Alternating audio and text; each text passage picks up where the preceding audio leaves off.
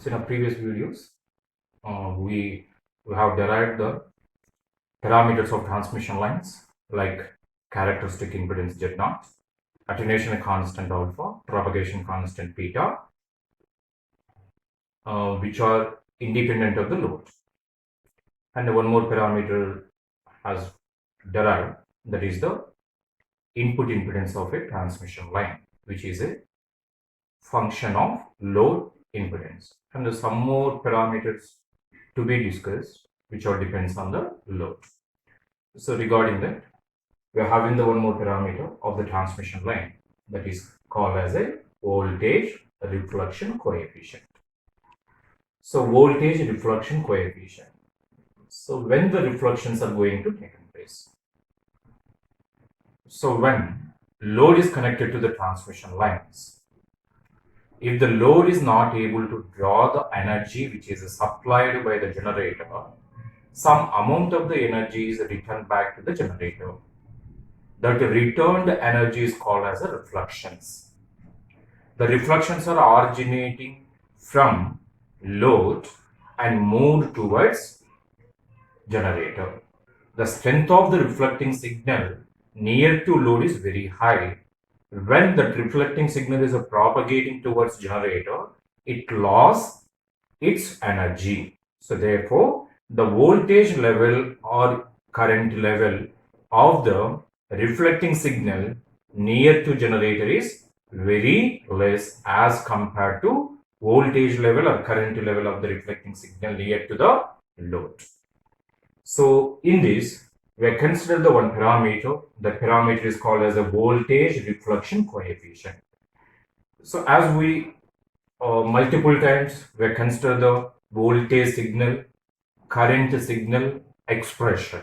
If I consider the voltage signal, that is V of S, where V of S equal to V naught plus e power minus gamma z plus V naught minus e power gamma z. That voltage signal having the two individual terms. First term representing the signal moving from generator to load, so which representing the incident wave. Then second term, that is V naught minus e power gamma z, representing the signal which is moving from load to generator, the term representing the nature of reflecting signal. So the complete voltage signal representing the represented as sum of two individual terms. One term is the incident signal, another term is the reflecting signal. Based on the two individual terms, to know the what is the strength of the reflecting signal near to the load. Why near to the load? The strength of the reflections are very high near to the load. That's why these parameters measured at near to the load, not near to the generator. Even we are calculating this parameter near to the generator. So generally, amplitude voltage level of the reflecting signal near to generator is very less. So no need to calculate that value near to generator. It is meaningless. So if you are calculating the what is the strength of the reflecting signal near to the generator, then we can able to study the behavior of reflecting signal while that signal is propagating towards generator, right? That's why these parameters calculated at when Z equal to load, right? So Z that is a distance near to the load. So as we consider this equation is the voltage signal, right? This is the incident wave, this is the reflecting wave, and we are defining the ratio of reflecting signal divided by voltage incident signal, right? It is a ratio of reflecting signal divided by incident signal. So which one is the incident signal? This is the incident signal, this is the reflecting signal. So if I consider the ratio of reflecting signal divided by incident signal, so when the reflections are taken place, whenever the incident signal is delivered, if the load is not able to draw the complete signal, then the reflections are taken place. That's why the reflections are measured with respect to incident. That's why which ratio we consider? On numerator we consider the reflections, on denominator we consider the incident. reflections with respect to incident signal.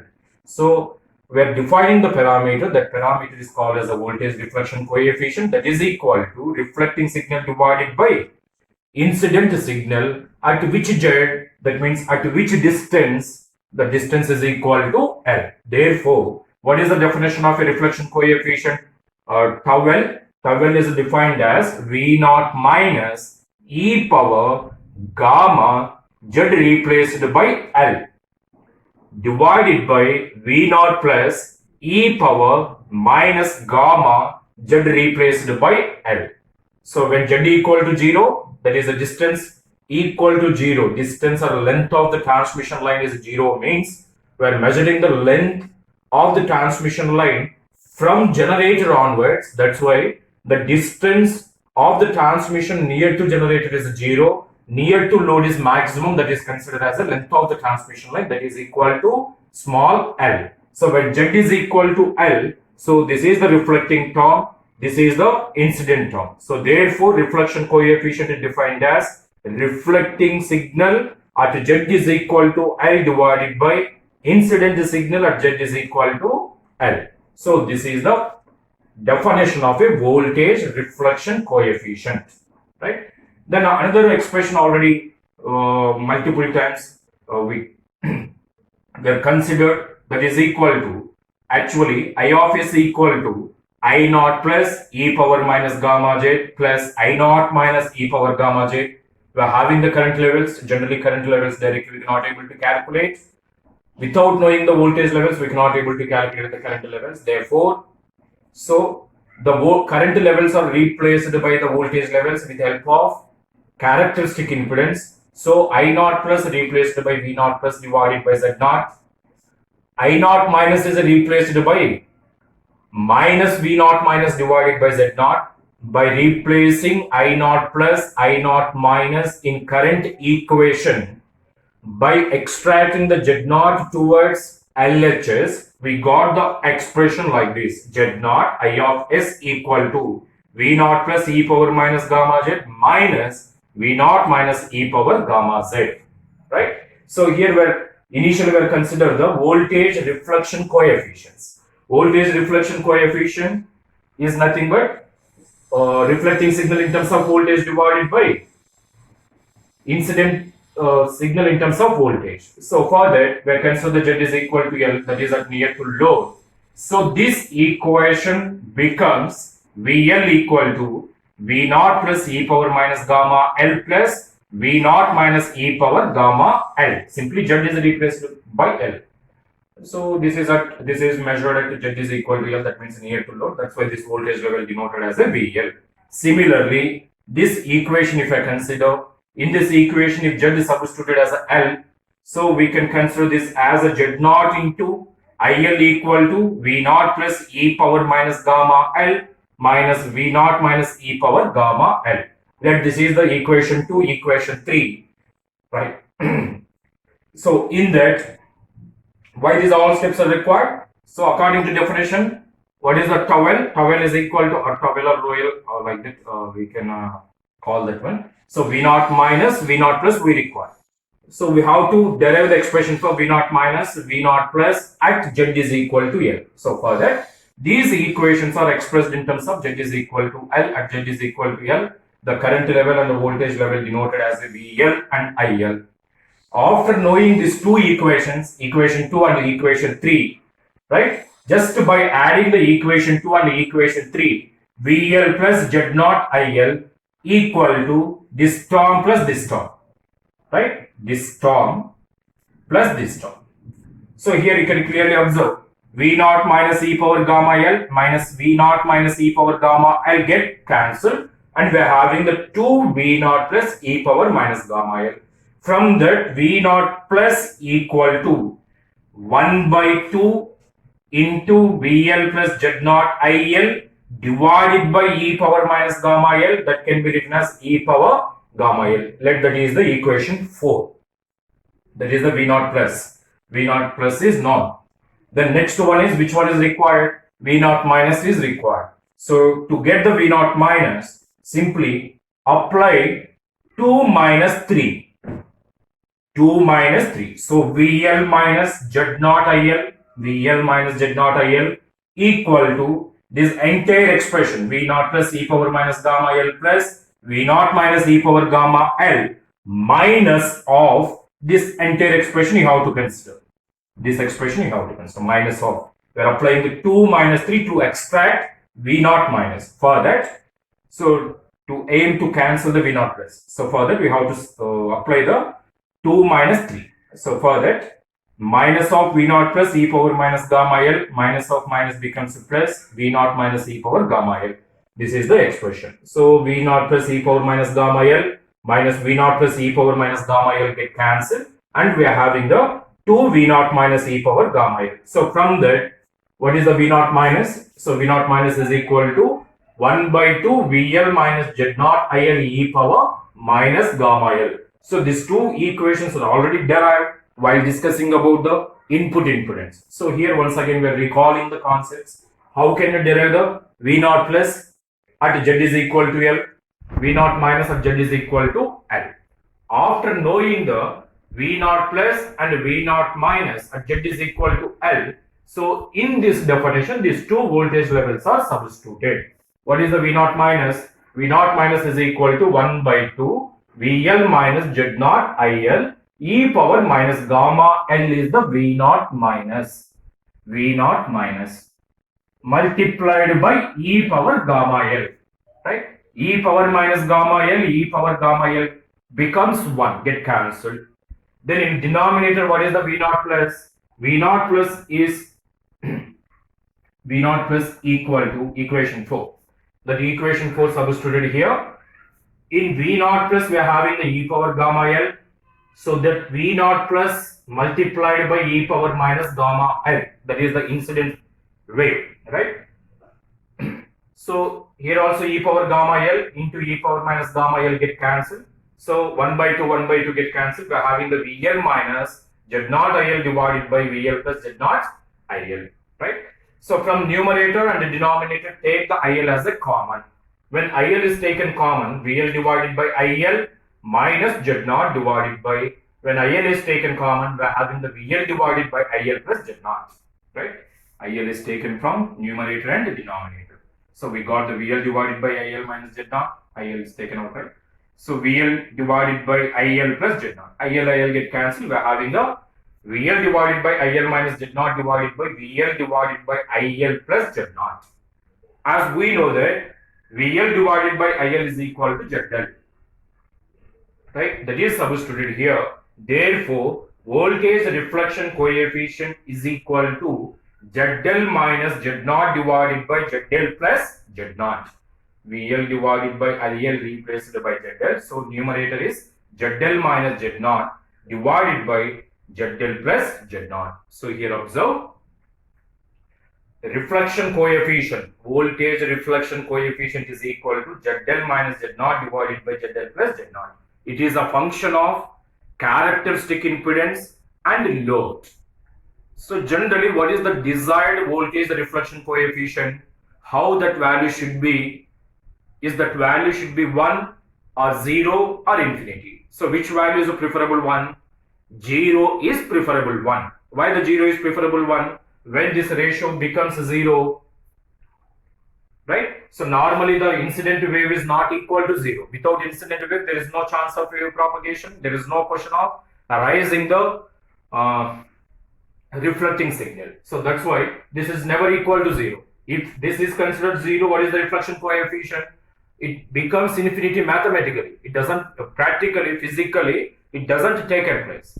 But so which one should be 0 to make it the reflection coefficient is equal to 0? Which one is desirable here? Is the presence of reflection is a desired, or without reflection is a desired? So which one is generally required? So entire energy has to deliver to the load. Therefore, so this term should be 0. Right? When the term is equal to 0, when this term equal to 0, when the reflections are 0, becomes 0. So whenever, then you can clearly observe from this equation, whenever load equal to characteristic impedance, if you are selecting the load such a way that is equal to load offered by the transmission line, then the reflection coefficient becomes 0, right? So Z selected as a Z0 minus Z0 becomes 0. Therefore, the reflection coefficient equal to 0, which represent the reflections from the load is equal to 0. That means complete energy absorbed by the load itself. There is no reflection towards generator. So this entire discussion is with respect to voltage reflection coefficient. Then once think about what is the current reflection coefficient. Can you define the current reflection coefficient? So let the current reflection coefficient is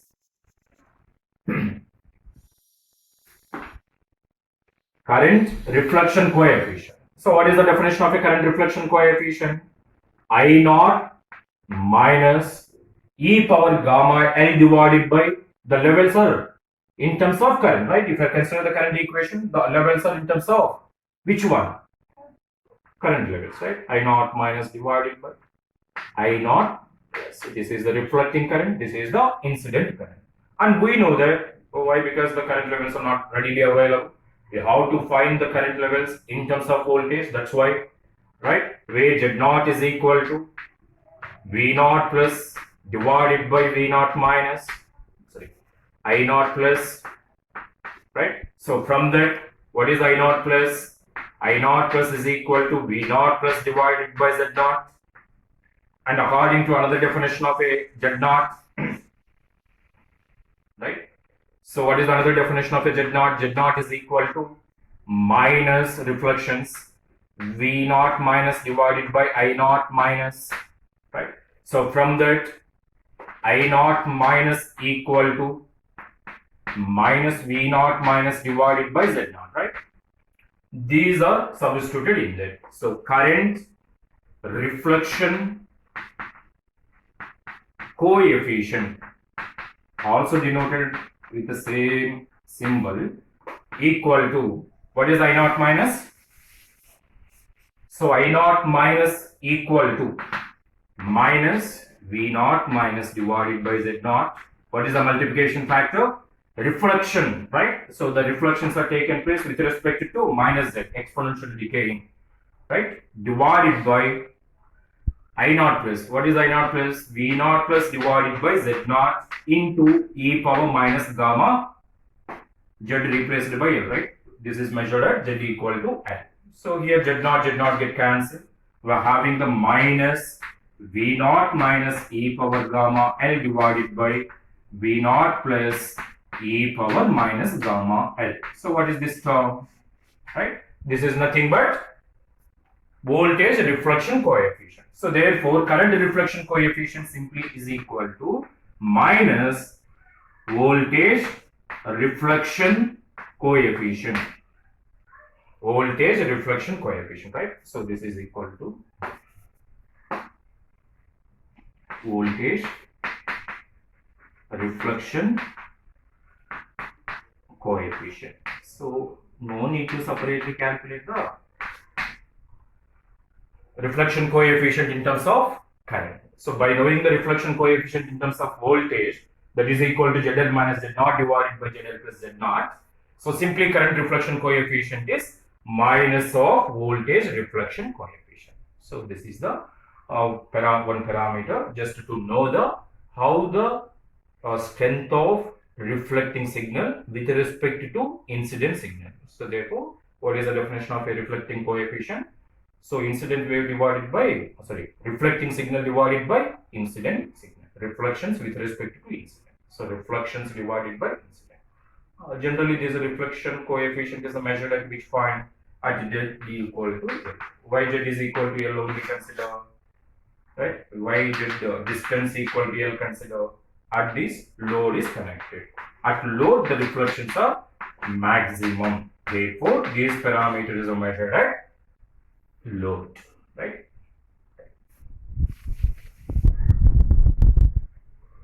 So here we are going to discuss about the one more parameter. The parameter is called as a standing wave ratio. Before going to discuss about the standing wave ratio, let us know what is the standing wave.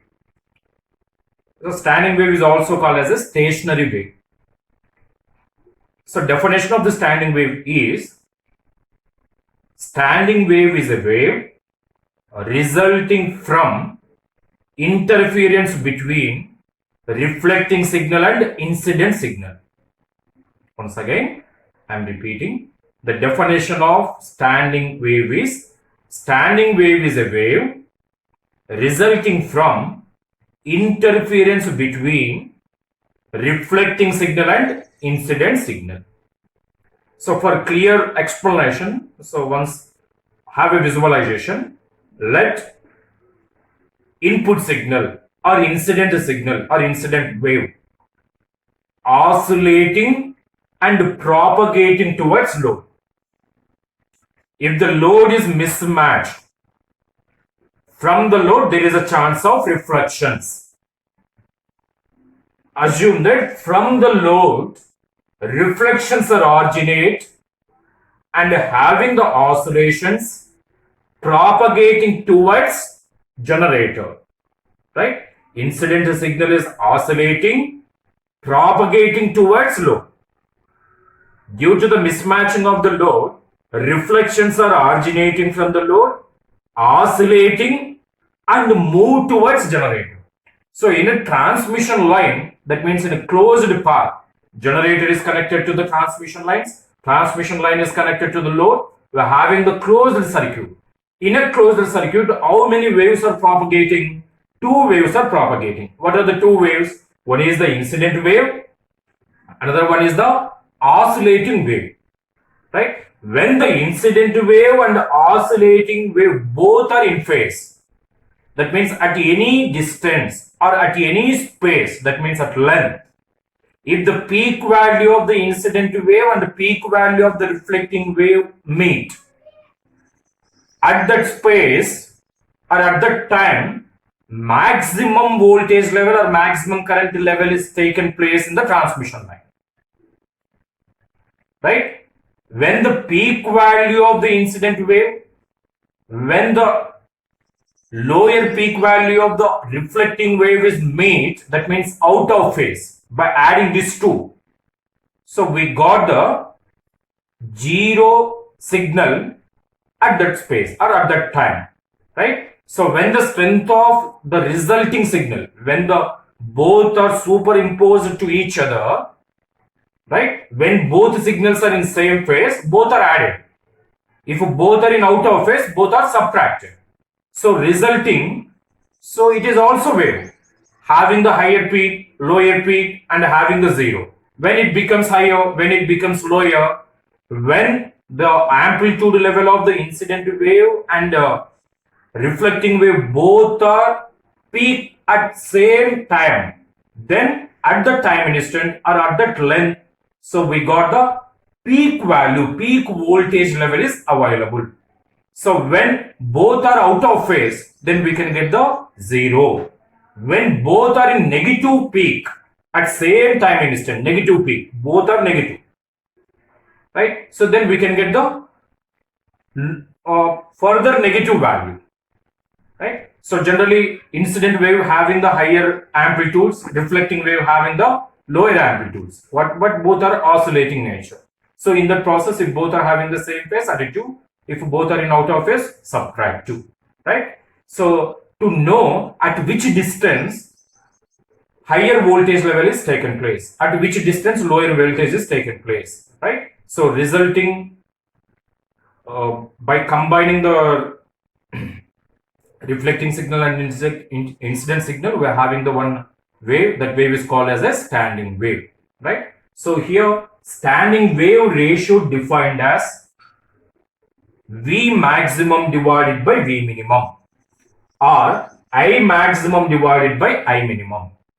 When the V maximum happens, when the V minimum happens, when we are having the two voltage levels, one voltage level for incident, another voltage level for reflecting, when these two voltages are added, then we can get the maximum voltage. Similarly, we can get the maximum current.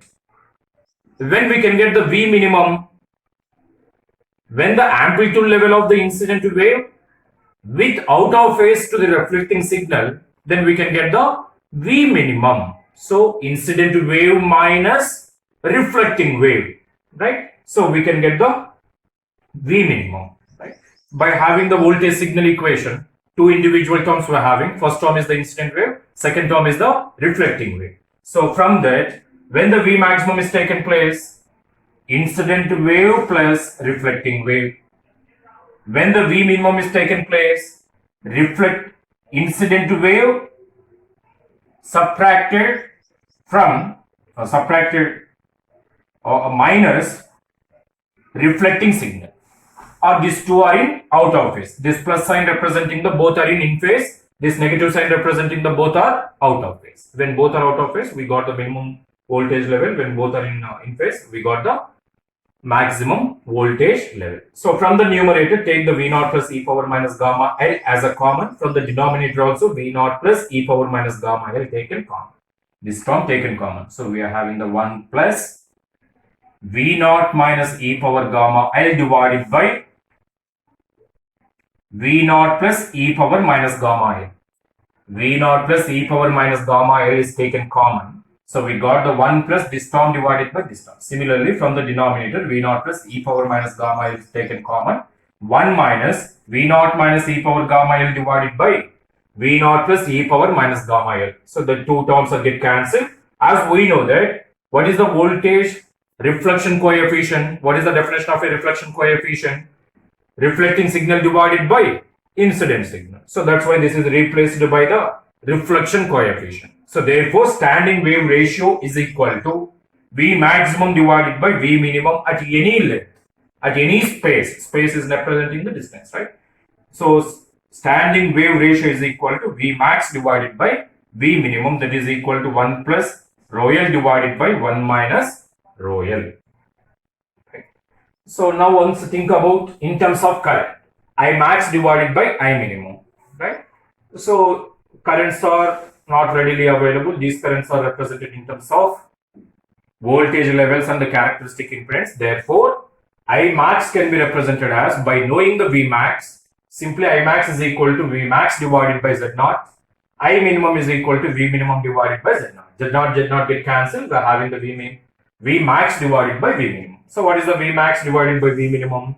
1 plus voltage standing wave ratio divided by 1 minus voltage standing wave ratio. So we can consider the standing wave ratio with respect to voltage or standing wave ratio with respect to current. So both are giving the same expression, 1 plus rho L divided by 1 minus rho L. Here also we got the 1 plus rho L divided by 1 minus rho L, right? So this is the, what is the rho L again? So rho L is equal to ZL minus Z naught divided by ZL plus Z naught. So indirectly, this standing wave ratio also depends on which impedances, characteristic impedance as well as load which is connected. So why? Because these reflection coefficient depends on Z0 and ZL. Therefore, standing wave ratio is also depends on Z0 and ZL, right? So total how many parameters are depends on ZL which is connected, load which is connected, which parameters are not depends, right? So in this, total how many parameters are discussed up to now? One is the Z0, another one is the alpha, beta. These are not depends on load connected. Z0, alpha, beta are the transmission line parameters which are not depends on load which is connected to the transmission line. Then what are the remaining parameters which are already discussed? One is the input impedance. Another one is the voltage standing wave ratio. Then another one is the voltage reflection coefficient.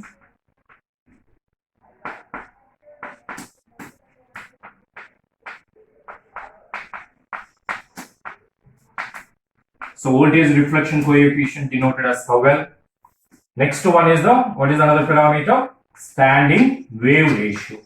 The standing wave ratio may be observed in terms of voltage. That can be called as a voltage standing wave ratio. If the standing wave ratio measured in terms of current, that can be denoted as a current standing wave ratio. Both are same. That's why generally we are denoting the standing wave ratio as a voltage standing wave ratio. Right? No need to separately calculating the current. Right? Standing wave ratio in terms of current. So these three parameters, Zdin, voltage reflection coefficient, standing wave ratio, function of or depends on load which is connected. Total we are having the 6 characteristic parameters of transmission line. Among the 6, these 3 not depends on ZL, these 3 depends on ZL. In next videos, we are going to discuss about role of ZL or effect of the ZL on these parameters. ZL, we can select the different loads. If you are selecting the different loads, how the Zdin, how the reflection coefficient, how the standing wave ratio. In next videos, we are going to discuss. Thank you.